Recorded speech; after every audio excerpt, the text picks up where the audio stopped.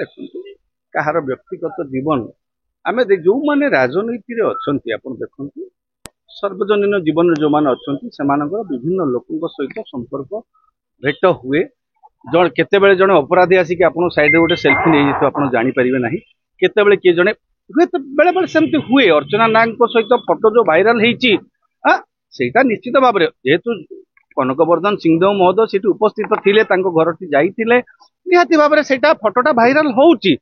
ଜଣେ ରାଜନେତା ପାଇଁ ଆପଣ ଦେଖିବେ ଏମିତି ଦେଖିଲେ ପ୍ରତ୍ୟେକ ବ୍ୟକ୍ତିଙ୍କର ମଧ୍ୟ କିଛି ନା କିଛି ବେଳେ ସେମାନେ ଯେତେବେଳେ କ୍ଷମତାକୁ ଆସିବାର ସୁଯୋଗ ଆସେ ସେଇ ସବୁ ଫଟୋ ଗୁଡିକ ଇତିହାସ ସେମାନଙ୍କ ପଛରେ ଗୋଡାଏ।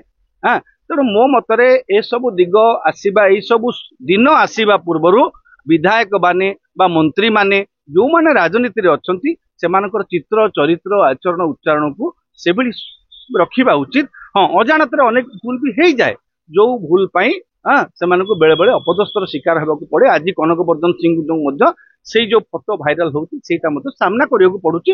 ସେମିତି କିଛି କଥା ନାହିଁ ଆଜ୍ଞା ରାଜନୀତିରେ ରହିଲେ ସମସ୍ତଙ୍କର କିଛି ନା କିଛି ସାର୍ବଜନୀନ ଜୀବନରେ କେତେବେଳେ କିଏ କାହା ସହିତ ଗୋଟେ ଫଟୋଟେ ଉଠେଇ ଦେଇଥିବ ସେଇଟା ଗୋଟେ ବଡ କଥା ନୁହେଁ। ଫଟୋ ଯୋଉ ଉଠେଇছে ତାଙ୍କ ପାଇଁ ସମାଲୋଚନା ତ ହଉଛି ସମାଲୋଚନା ହବ।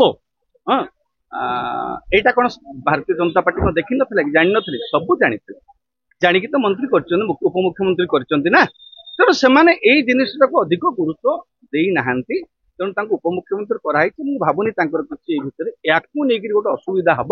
ହଁ ବିରୋଧୀ ଦଳକୁ ପ୍ରସଙ୍ଗ କରିକି ଉଠେଇ ପାରନ୍ତି ୟାକୁ ନେଇକରି ହଲ୍ଲା ହଇଚଇ ସୃଷ୍ଟି ହେଇପାରେ।